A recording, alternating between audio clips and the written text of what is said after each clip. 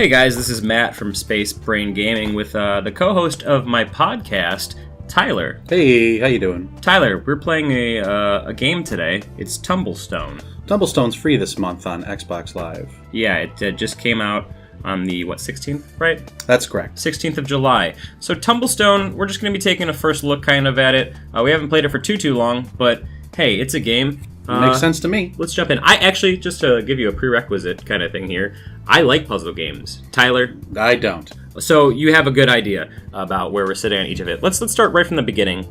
When you look at your menu, you have several things. Start new game, multiplayer, extras, quests. Let's kind of explore that, man. We've got the story mode here.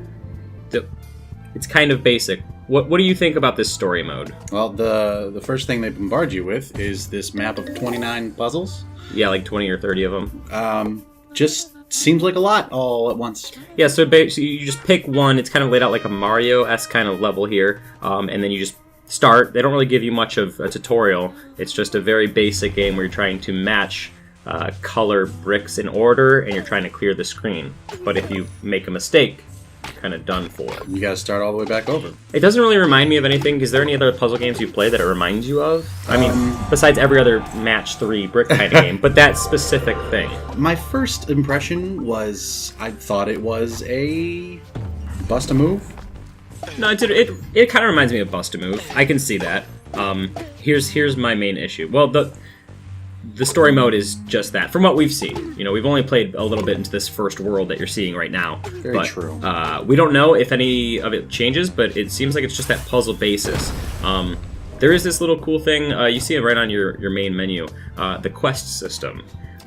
Which is cool. I mean, it's small stuff. It's like, hey, beat this world, or win this kind of match, but they give you points towards an overall ranking, which it didn't look like it affected anything, really.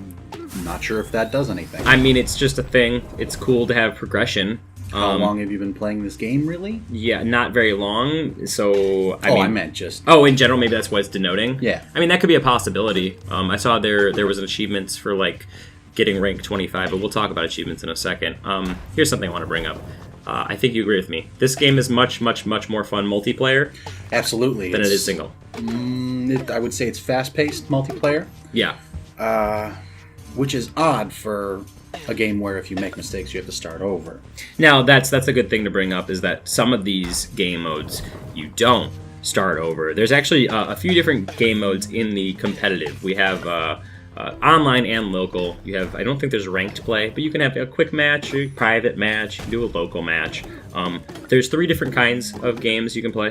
You can do just a normal puzzle, kind of like the same thing. Whoever can beat the puzzle first, it's a best out of 5, best out of 3, or whatever you want to change. You can do tug of war, you can do battle. Out of all those, what do you think was your favorite? Honestly, I didn't like any of them. Really? But I feel that comes with more of a challenge, I suppose. I like games that are about reaction speed and stuff like that, mixed with a little bit of puzzle elements. So I like the battle mode, the idea that you're constantly trying to assess your playfield, and it does give you that other thing, because you can see all of the other people's boards while they're playing, so you can see where everyone else is at, and it gives you this kind of push, this motivation. Whereas because in the main story you don't have any sort of time or anything; it's just kind of open to do whatever you want. Right, just beat this puzzle.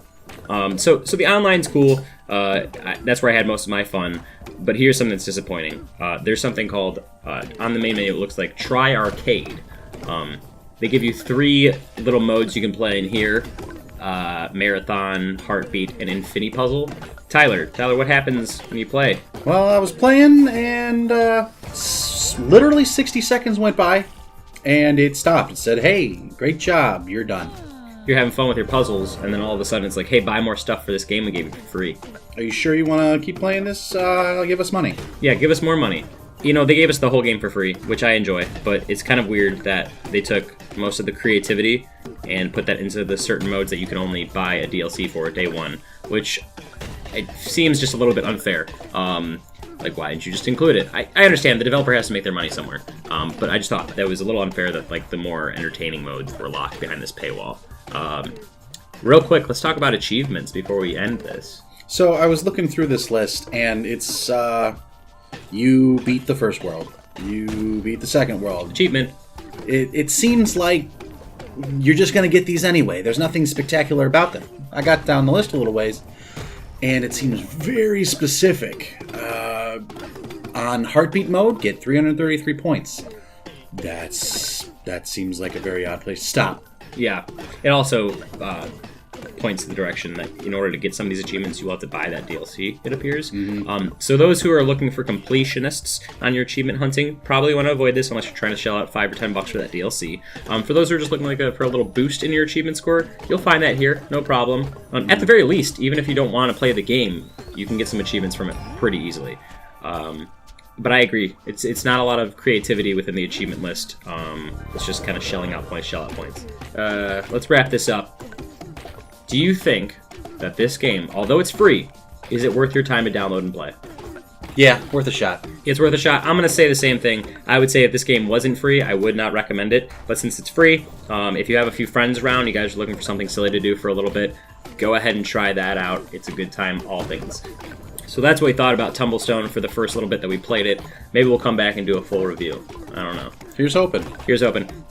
Hey guys, thanks for watching. If you like what you saw here, try to subscribe to the channel. If you want to hear more conversations between me and Tyler and other people, you can find our podcast on iTunes. It's called Super GameCast 64. We'll see you guys soon. Looking forward to it.